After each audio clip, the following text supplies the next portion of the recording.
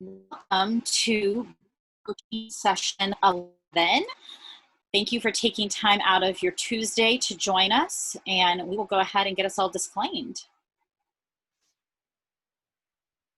This presentation was produced under U.S. Department of Education Contract Number ED-BSE 15A0015/0006 with Synergy Enterprises, Inc.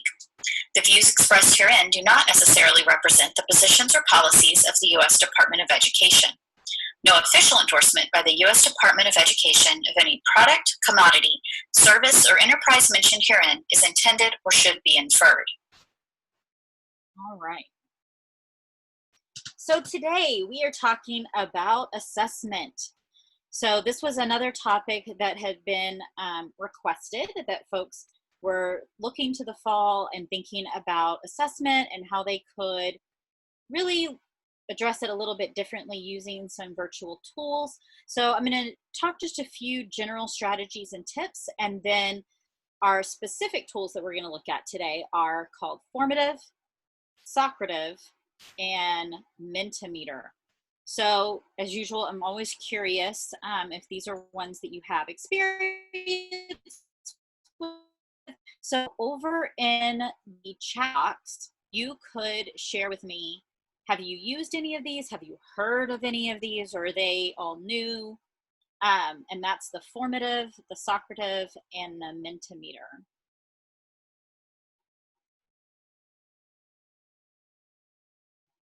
And so I'll give you a second to head over there.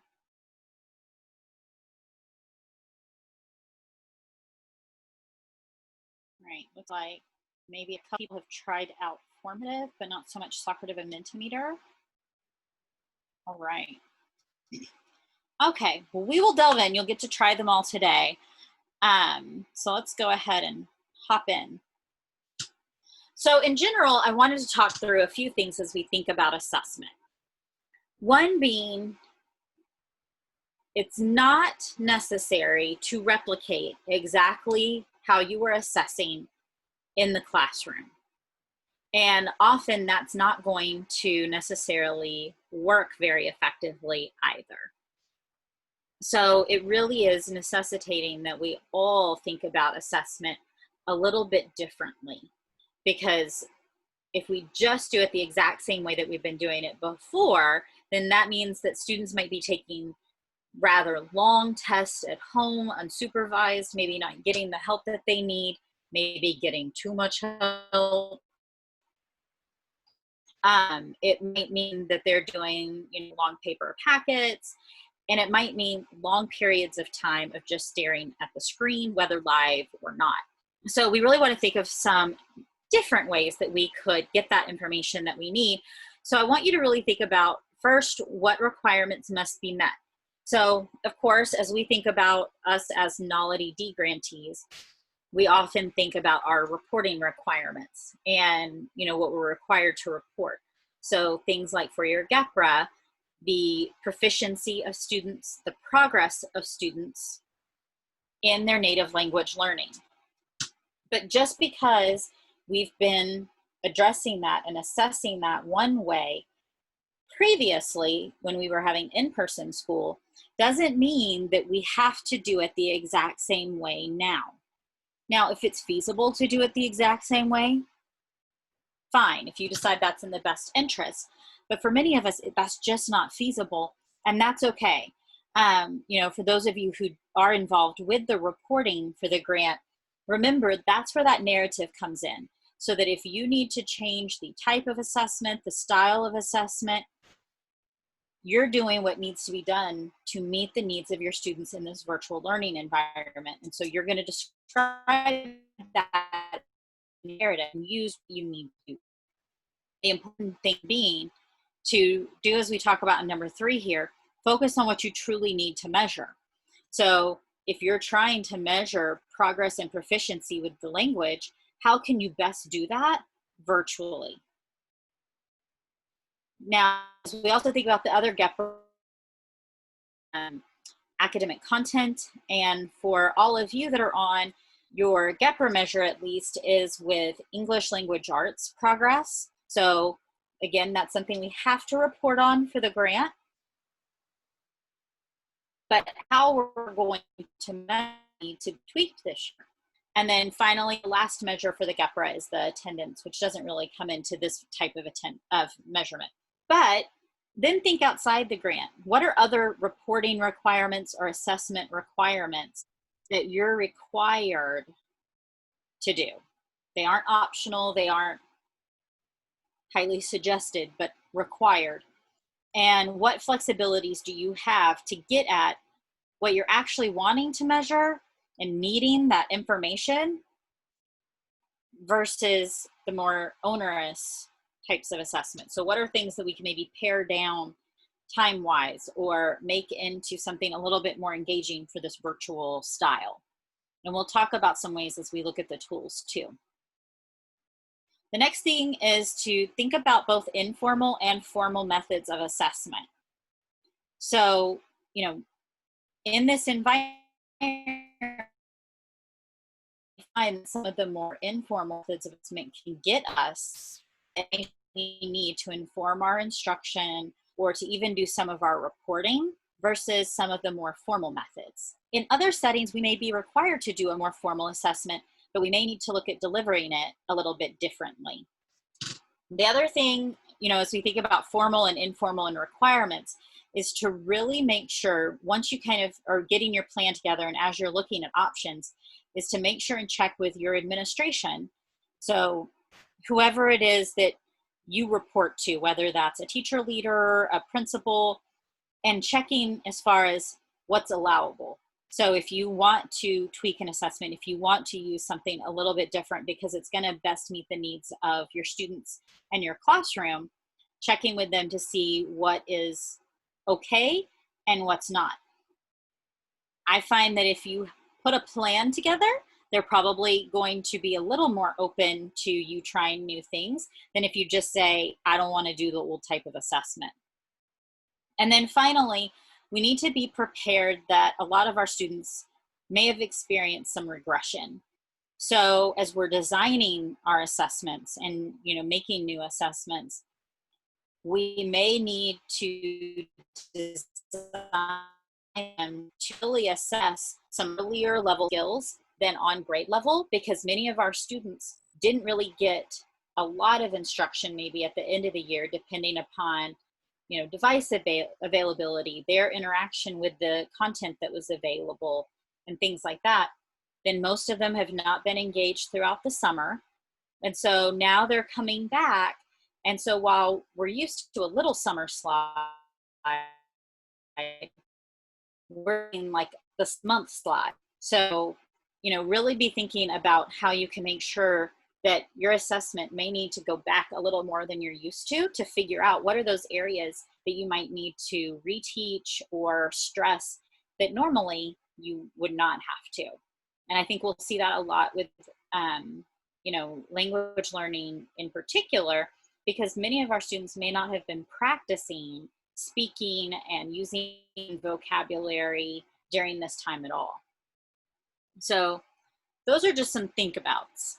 Now I want to review some of the assessment tools that we've already covered. Now we covered them maybe under other areas, things to increase student engagement or ways to collect information, but we've already covered 6 different tools that you could use for assessment. So to review and to kind of remind you where you can find that information, if maybe you missed that session, so we did Seesaw and Flipgrid back in session 9. With that one, Seesaw is the one where the students were able to go in and they could upload all different types of work, including audio, video, written work. You could upload an actual written assessment, typed, handwritten, whatever, and they can actually annotate on it. So lots of options there for how you could do an assessment, even in ways that would maybe be similar to how you would normally do that in person. Flipgrid was the other one that we talked about in that session. That was the one where you could record the short videos. And so you could give the students a topic or an assignment, and then they could record those videos as their responses. So in particular for measuring anything where the students could perform. So, you know, such as with language learning, they can record themselves doing or saying or talking about whatever you would like. And then you can review those videos with a rubric and be able to assess. And remember that Seesaw and Flipgrid both have built-in feedback tools so that you can give directly to the student within the program. And Flipgrid had the built-in rubrics where you could actually score the video response right there based on the rubric within the program. Then week before last, we talked about Google Forms. And remember, that is Google's basically survey tool. It's the Google version of SurveyMonkey. And in particular, the reason I've included that here instead of say SurveyMonkey is because if you're going to be doing assessment, normally you're going to want to be able to use the data that comes out of it. And with Google Forms, you can export their answers into an Excel sheet. So, you know, you can have it very easy to manipulate, to look at, you know, if there were certain questions that students particularly struggled with, and do all of that because everything's exportable. So remember that with that survey tool, you could do really any kind of question you wanted. You know, you could do short answer, long answer, multiple choice. You could have them rate things. So lots of options there for whatever type of assessment you want to use. Oh. And Daisy's saying there's a little bit of freezing while I'm talking, so I'm going to turn off my video to help with that. Thank you. Then if you'll remember, we also talked about back in session 8, the Kahoot and the Doozy. So Doozy is going to be definitely more of the informal assessment where you can turn your assessment into kind of a quiz game. If you need and or want something a little more formal, Kahoot, I think the nice thing there is remember that that can be more formal or more informal. You can have the students play it live and get that more informal data as they play it more like a game, or you could have them do it on their own time, really taking their time to answer and respond to questions and gather a little bit more formal feedback as they're, you know, taking it on their own without that, you know, background music and all of that stuff. So that was the Kahoot. And remember on the Kahoot, you're able to do multiple choice and true false questions. The one, you know, thing there is that with Kahoot and Doozy, neither one can you answer. So if you want them to actually type in their answer, you're going to want to go back to like a Google Forms or a Seesaw. And then we also talked last week about the Padlet, or week before last, I'm sorry. Week before last, we talked about the Padlet. And this is another one where you could use the informal assessment. So typically Padlet wouldn't be part of a more formal assessment. You would be using it to have students either discuss something and grade that, or you would be having them answer particular questions and then you giving some feedback on those. So definitely some options there, but again, that's going to lean more of the informal versus the formal. So I just wanted to do, you know, just spend a few minutes doing a quick review of those other tools that we already covered so that, you know, you have that top of mind as you think about assessment. And if you want to go back and look at one of those, and if you have questions about how to use them for assessment, feel free to either unmute and ask your question or pop it in the chat box. Or if you look at them later and have questions, just reach out. Are we good on those? Okay. Then we're going to move into our NALs. I have so first tool we're going to be looking at. Yeah. I'm if you're going to be given an assessment, if everything is oral, which tool would be good to use? And then for security reasons, I wouldn't really want to display my assessment like over time, and then give them more time to Yeah. yes, yeah. So So do you want to do the oral assessment live? yeah, live, the oral assessment live. Then would it be just Zoom or Yeah. Google? You know, a lot of the assessments that we've been using for language have been oral, where it is, you know, an in-assessment with the teacher talking, and it might be the teacher asking questions, or it might be conversational. So I think with something like that, you know, using something like a Zoom or a Google Meet is going Mm-hmm, to give you the best replication of that environment, mm-hmm, because you know, you can meet with students either one-on-one, or I know some of you do it where maybe you meet with 2 or 3 students and do the assessment in like a pair or a small group, and you could do it that way. And that way, you know, you can see each other, they can see, you know, your face as you're talking, so you don't lose some of that nonverbal communication as well. um, so I think honestly that's the best way to do like a live verbal assessment. okay. If you wanted it to be like you've recorded some audio or some video and you want them to respond to it, Uh-huh. um, whether you responding to it, you know, with audio or video themselves, or if you want them to maybe watch your video or hear you say something and then type their response, they could do that with Seesaw. Uh-huh. That would be the one I would most recommend, just because it's set up for that very easily. But they could also do it with Flipgrid, Okay. particularly if you wanted them to like record themselves responding. Um, Flipgrid can be a fun way to do that, particularly with your upper elementary and junior high kids. Uh-huh. So yeah, that'd be another option. Okay. Yeah, no, good Thank question. you. And then I'll also show y'all on some of the ones that we're going to look at today, how you can include those more forms of communications, not all just written questions. So the first one up today is called Formative, which is honestly a little bit confusing because I think all of us are really familiar with using formative and summative assessments, but this actual product is called Formative.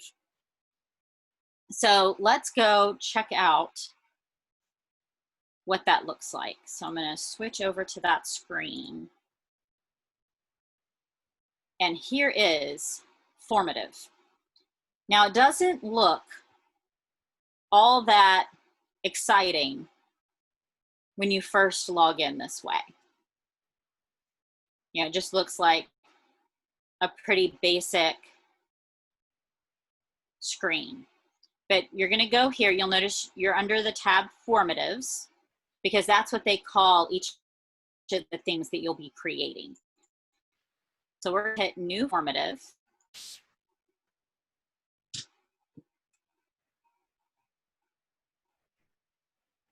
All right, and now we're in it. Again, doesn't look like much right now because there's really nothing here. But you notice there's this plus mark and it's bouncing. It's a bouncing happy plus mark. So when I click it, don't be confused by this big green banner. Of course, every free product also has a paid version. So they're just kind of showing you that. Just to give you, you know, an idea, the difference between the free and the paid version. The free version, all of these that are the brighter color, you can do any of these types of things, okay? The ones that are grayed out, so things like audio response. So if you did want to use this as your assessment tool and you wanted to record your audio or the student's audio, then that might be worth looking at the paid account versus the free. But if you're doing more of the written, or if you upload it as a video. So that's my workaround of the day, is that yes, audio is on the paid version.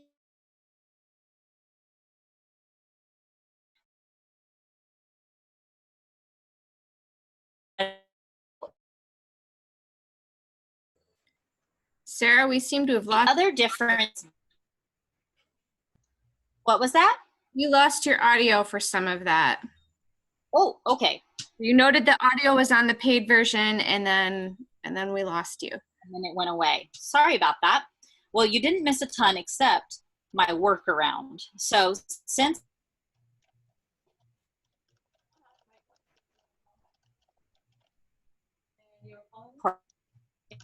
What was the amount of want to James's, your Vernon James's? audio, just, there we go. You can upload video though. Video is on the free version. So whatever you wanted to do on audio, just upload it as a video, and then that gets you around the paid piece. But there are some other things on the paid one, you know, if you want to do matching, graphing, or resequence. The paid version also has some anti-cheating pieces built in. It'll allow you to do growth tracking with your students. It'll allow for images as an answer choice, and for you to put a time limit on their actual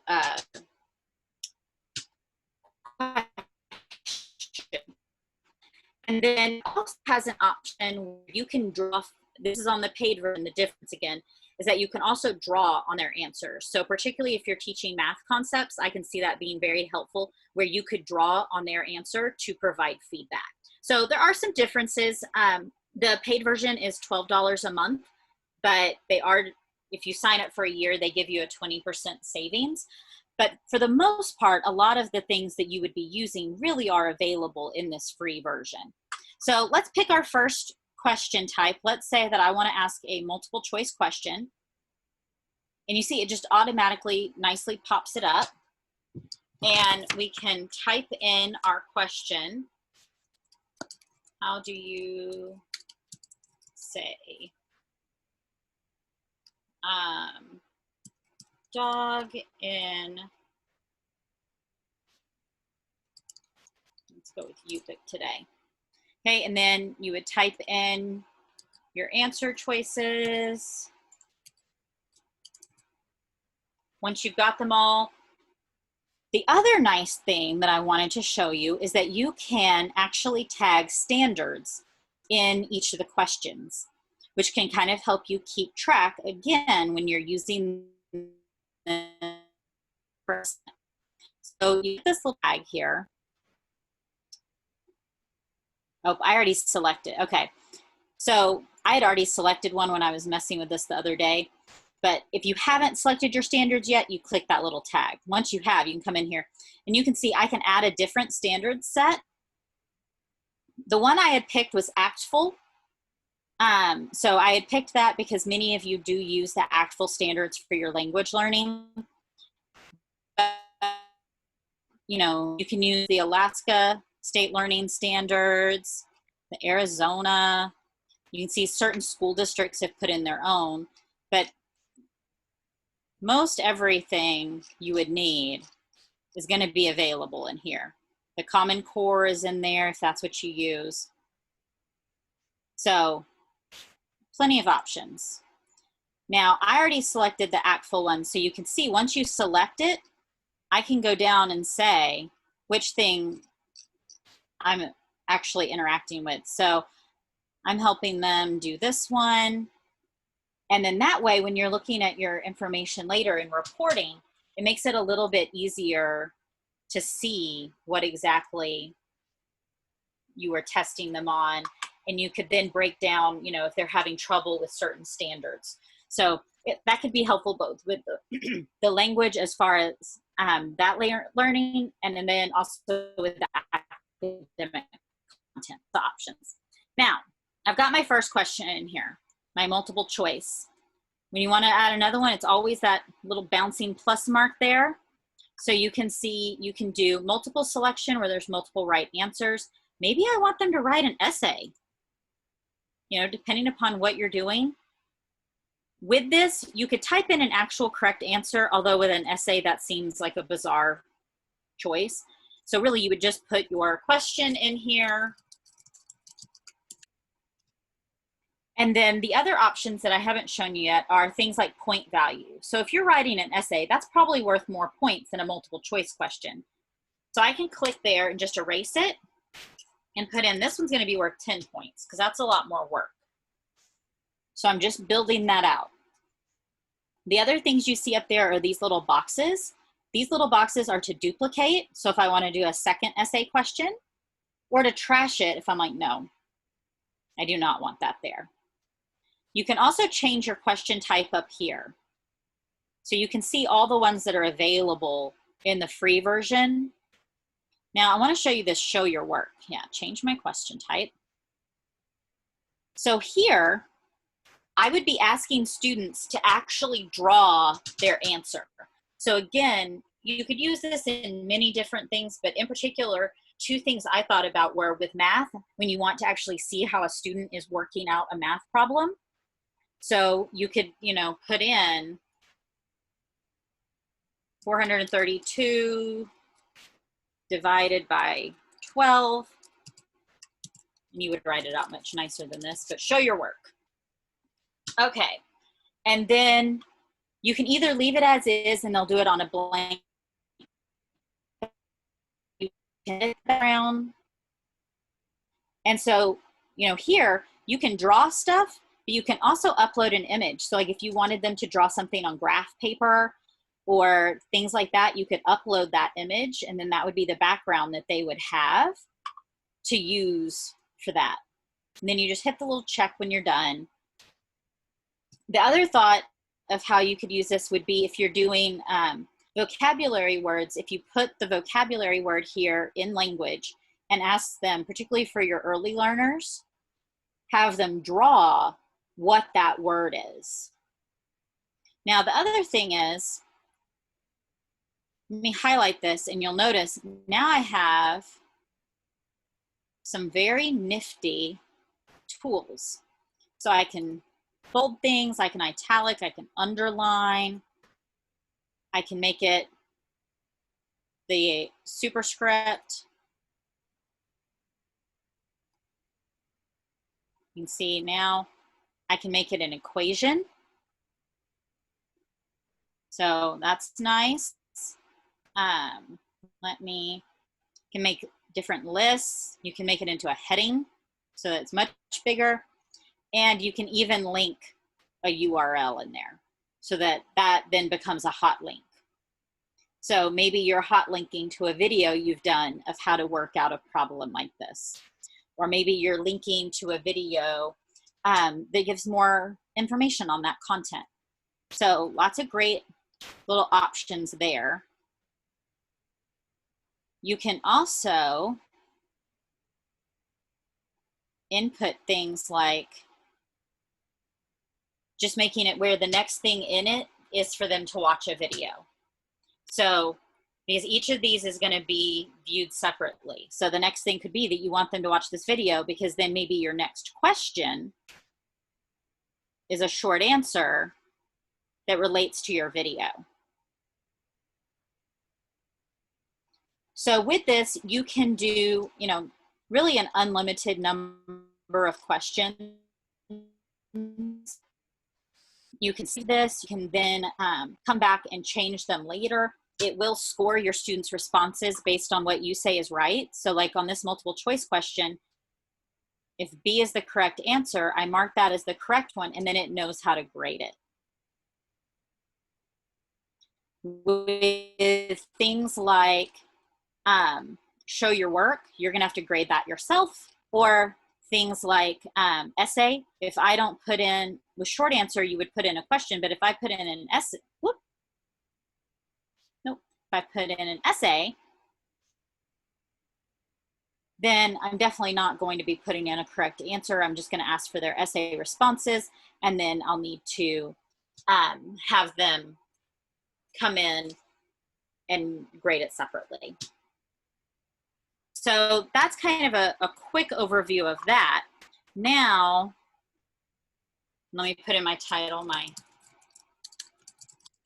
test quiz. And you'll see, much like it is in Google, it'll always tell you up here that it's saving it. So now I've got these different ones that I've been playing with as I've gone along. You can see in classes how you would add students. So if you're using Google Classroom or if you're using Clever, you can just sync those classes over. So you're not having to add in new information. Or you can always just create a class.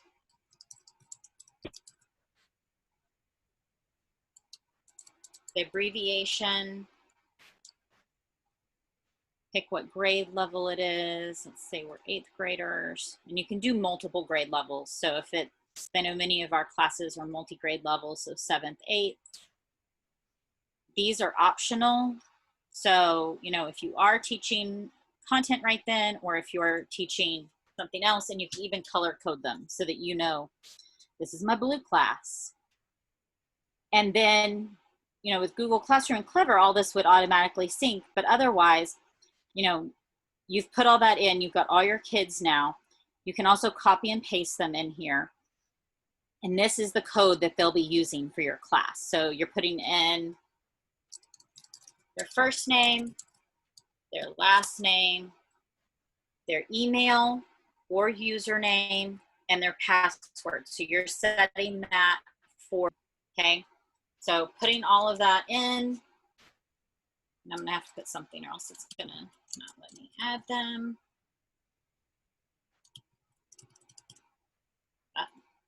That's taken 2, okay. No one has an add. There we go. And then they're entered. Okay, you'll also see option for co-teaching to be able to add your co-teacher on for those classes, but it's pretty user-friendly as far as adding students, and particularly if you're able to sync your classroom. Once you have data, then you'll be able to see it start popping up here. You can export it. Even in the free version, it is exportable, which is very nice. And then I wanted to show you their library. And I've got one already pulled up.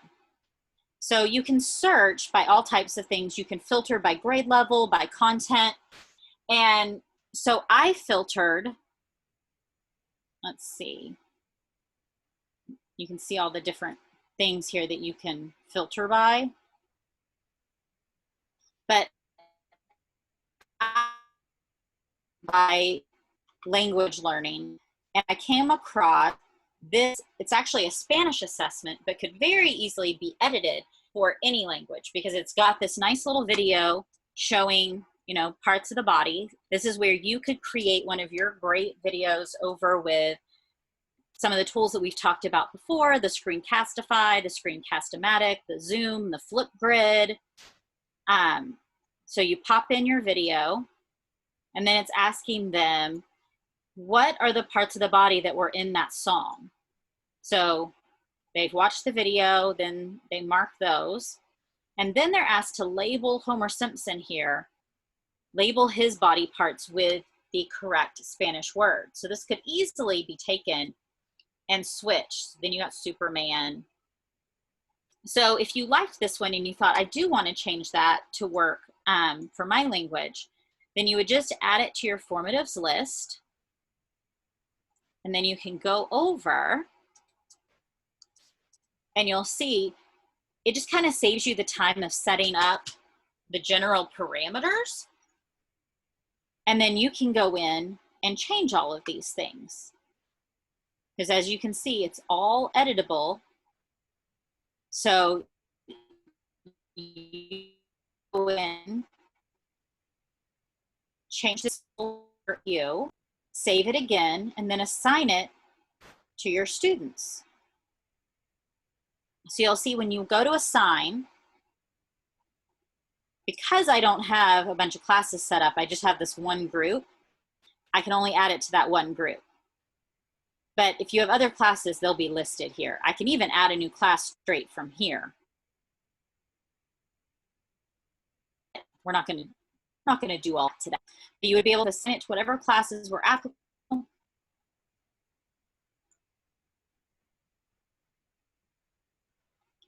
And then again, it's going to give us this information. So this is where your kids would go. They would put in this code. It gives you the ability to quickly use it as a direct link in Google Classroom or Embed. And then as the students take it, you're going to see their results right here because they're, as you can see, 18 questions. So you're going to start seeing their answers popping up right before your eyes. Okay? And then remember, again, you can always export that because in the free version, you would need to export it to then do your grading and things. In the paid version, you can actually do grade paths back to Google Classroom. So there are some additional options. So that's just kind of a real quick basic walkthrough of Formative. But it does definitely have some good uses that I think could work in our programs. Any questions on Formatives? Does it have the NAL standards in there? The NAL oral language standards, or the standards for under the NAL standards? You're like, I did not see them when I went in. Mm-hmm. I will double check again. But the other thing, and this is, you know, another difference.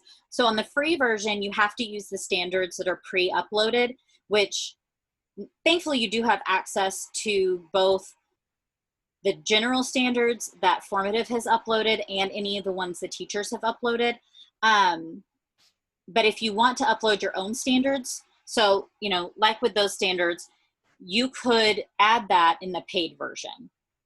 So that is, you know, one option. Now, again, because I'm all about kind of the workaround to save money, it is a monthly subscription. So if someone were to have a 1 month subscription, put particular learning standards in, those then become available for everyone, even after that month's subscription expired. So just a little option there. And I know that there's a free trial with the premium.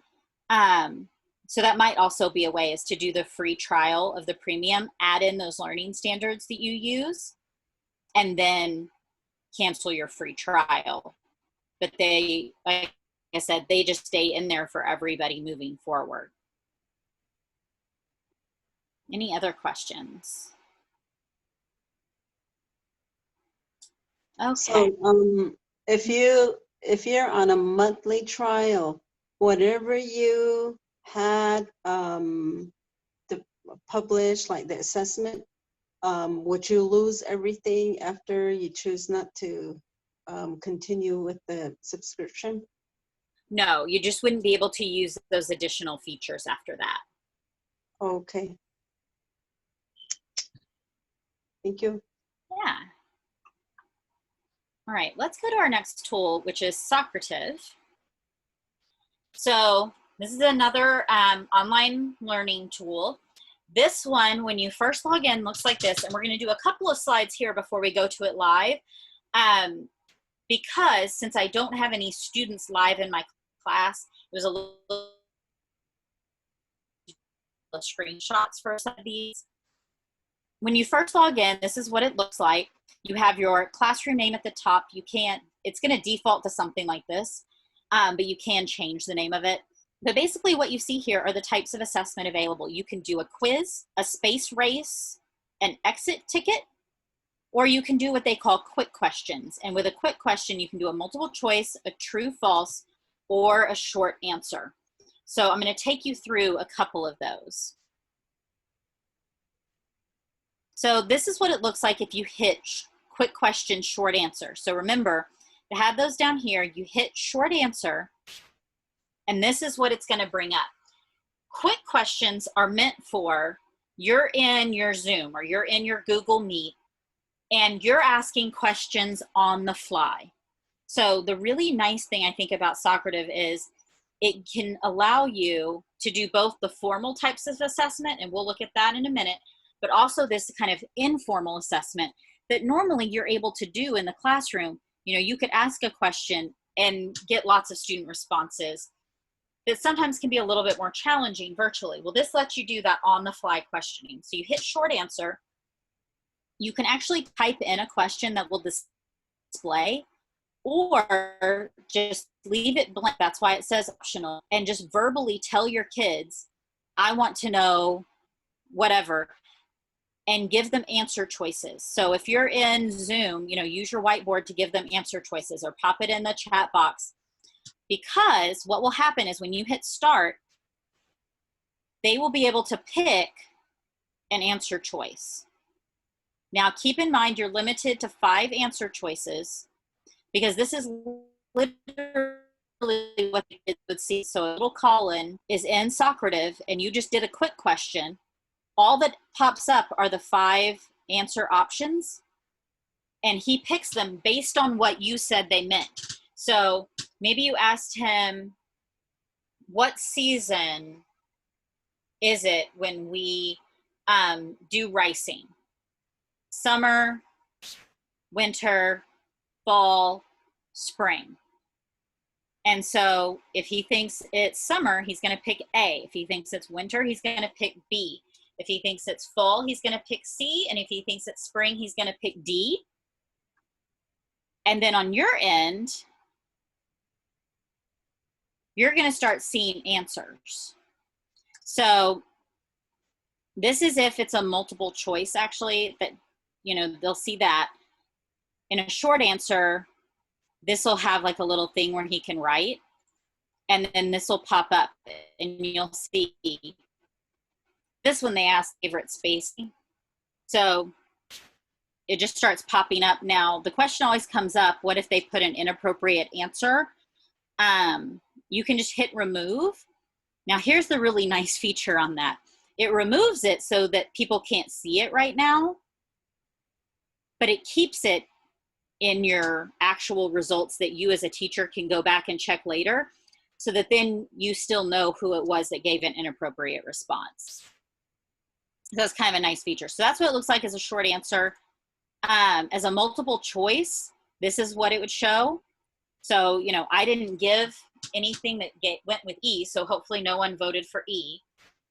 And then it tallies their votes for the rest. And then you'll notice after a quick question, you can either finish or go to another quick question. And again, you can do multiple choice, true, false, or short answer this way, where you just verbally tell them the question, and then they're able to quickly provide you with answers that way. And it's really nice, I think, because, you know, it gathers that information for you, it saves it, it puts their name on it, and then you have that information to use moving forward. All right, the other thing that I told you about was the space race. So do a quick question, we looked at those. Now you can do a space race. A space race is where students compete as a team. So with this, you would break your kids into groups. So for this particular space race, they were broken into the blue group, the magenta group, and the lime group. And then they go and do whatever quiz that you've designed. Not live, you're not walking them through it. They're gonna do it on their own. So there's a couple of ways to do it. Do it completely on their own, independent. They can do it in a group with a shared device once we're back to in-person instruction, or they can do it in a group but on separate devices, which would be ideal for this time when they're virtual and group work is a little hard to come by. So they can, 3 different ways they can do a space race. And then this is the screen that you would be able to show as they work. And so you'll see their little spaceship, as they get closer to finishing it, will move further and further along. And then when you want your space race to be over, when basically time's up, you hit finish, and that will close it out. That's one thing to keep in mind with Socrative. Again, like with anything, there's a free version and a paid version. On the free version, you can only have one activity on it at a time. You can't have a space race happening at the same time. If you're doing a space race, you can't have a quiz going on at the same time. You can only do one at a time. Versus on the paid version, you can have 20 activities going on at the same time. So a little bit different. The other, big difference between the free and the paid account is that you can only have 50 students on at one time with free, and you can have 150 students on at a time with the paid account. It is $60 a year for the paid account, but it's currently 25% off. So that's a nice little deal that's going on if it were something that you felt like you needed those additional features for. Again, most of the time you're only going to be running one activity with your class at a time anyway, so that wouldn't be as much of a dilemma. All right, and then let me show you one other thing here in the slide view before we do a quick peek. So the other thing is that as you're in Socrative, if they're taking just a regular quiz, this is how their results will come up. And then you're able to click in any of these boxes for more information. But I think it's a really nice, clean view to be able to look at what it is they've done on each question, correct answers, not so correct, see if one of the questions was particularly troublesome, and get their grade overall. All right, so let's quickly hop over to look at that Socrative.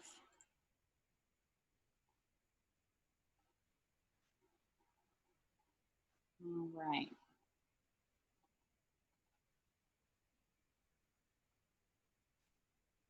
There we go. I think I waited too long. It's making me log back in, but here I am. So we've already talked about the space race and the quick questions. The quiz, because we don't have a ton of time left, it really sets it up exactly the same as how we saw in Formative as far as being able to pick the different types of quiz questions. So what I want to tell you about real quick though is the exit ticket.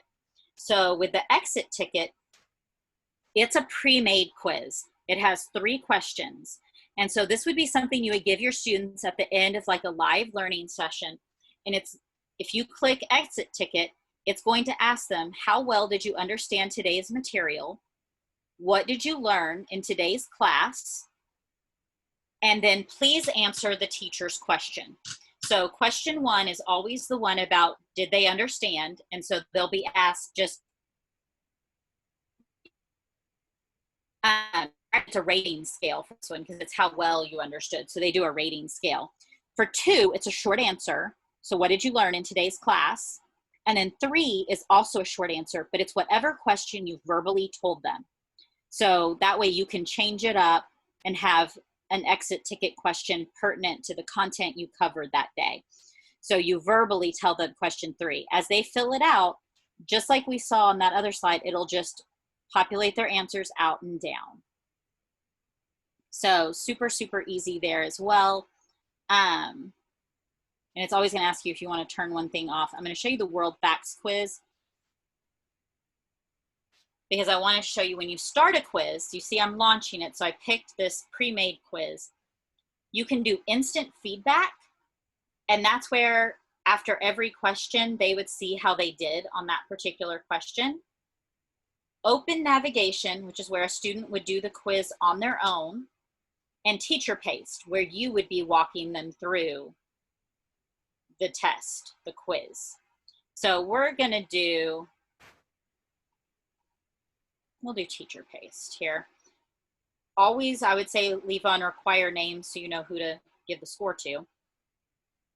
And you'll see it's got the question. And the nice thing is with all these, when you set up your quiz, you always have the option to add in an explanation of why that's the right or wrong answer. And that's particularly helpful if you're letting kids do that instant feedback version.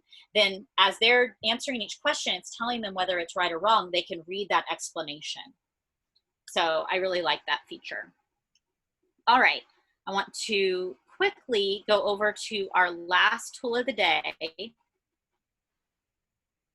which is Mentimeter.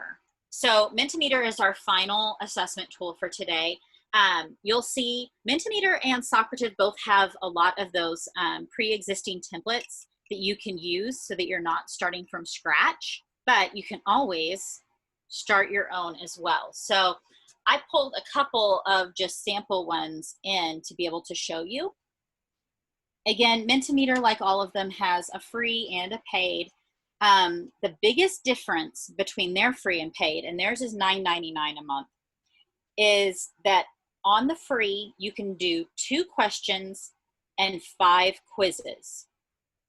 And let me show you what that means. So you'll see that I've got some various things here. Well, if I go to add a slide, you'll see it's telling me I've reached the maximum number of questions for free. These are question types: multiple choice, word cloud, open-ended, scales, ranking. So I can only do 2 of those within my Mentimeter, within my test here. The quiz ones I can do 5 of, which is where you select an answer or type an answer. So basically, it's where, let me do a select answer here. So it's where one of these answers is right and the other answers are wrong. Okay, versus type answer is going to be short answer. Okay, so with a type answer, you're going to put in your question and then what type of answer. And let me go over, I did a sample one here. So how do you say rabbit in Apache? I typed in my correct answer, picked how long they had to answer. You can even denote that they get more points if they answer quickly, and you can put background music if you want. They won't have answer choices. They'll be able to short answer, and it will pop up here on the screen.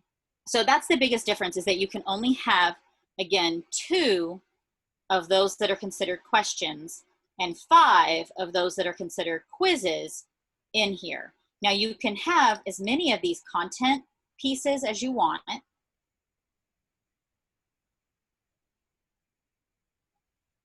Even some kind of fancy advanced questions you can use. That 2-question limit.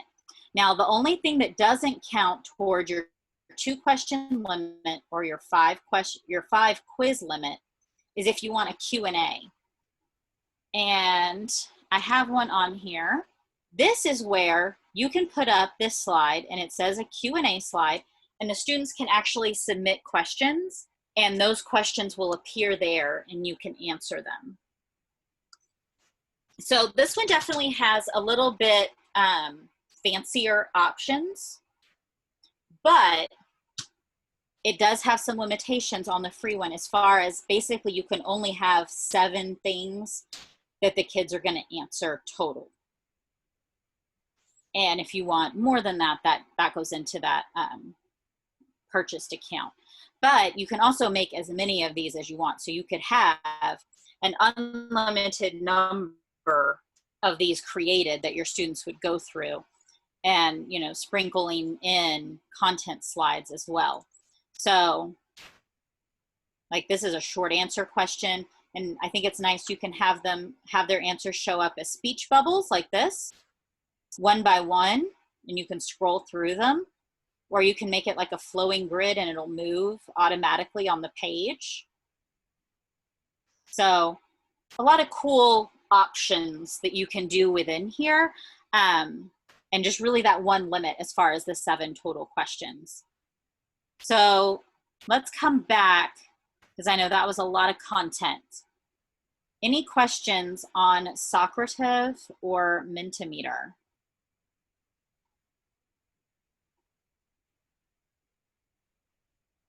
And you can include audio and video in your Mentimeter. You can even include it images as your answer choices on the Mentimeter, which I think is another nice thing. So again, if you were having students, work on vocabulary, you could have images as those answer choices. So the students, would they be able to submit audio as well? On Socrative, they can on the paid version, free. On Mentimeter, there is not an option for an audio response. They're all either picking an answer or writing an answer.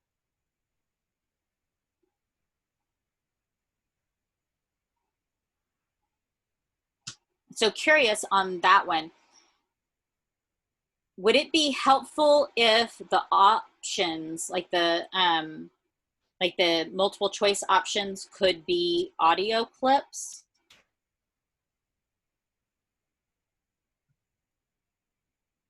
Able to their voice to answer. Oh, so if we submitted some audio clips and then they say it, they choose the A, B, C, or D? Yes. That might be helpful. When we were doing assessments, one thing that was helpful was us to hear their response, because then we could tell if they were starting to get the phrase or if they totally didn't know it. So when we did the assessments before, that's kind of what we graded on. That's why I was asking about the audio. Yeah, and because I'm so familiar with your assessment, I would tell you, as many students as you assess and as much as you do within your assessment, that I think it might be worth looking into whether the paid account would be worth it and within your supply budget, because that would allow the students to do all the responses you want. So you could set up all different types of questions, and then they would be able to record their audio answers. Okay, and that would be in Socrates?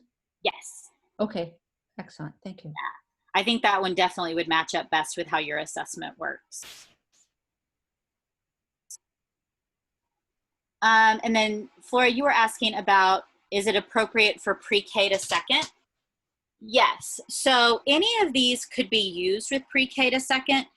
The biggest thing having to do with whether your students have anyone there helping them, or whether they would be using it entirely on their own. Because for some of them, if they're having to use join codes, for a pre-Ker, if there's no one there to help them, that would be a little bit more challenging. But typically that's going to be the hardest part. Now, I would not use Socrative other than the actual quiz with a pre-Ker. Giving them a verbal question and then asking them to go answer it in Socrative, that's not going to be that easy for a pre-Ker. But the other options they would be able to do. Just again, mainly needing the assistance with using the join code so that they get into the actual room. The other one that particularly like for pre-K, I think is ideal, is using the seesaw. And I think that was one that you had a meeting conflict for. But seesaw we looked at, that would have been session 8. And I think that's the one that would really be the very easiest for your pre-Kers.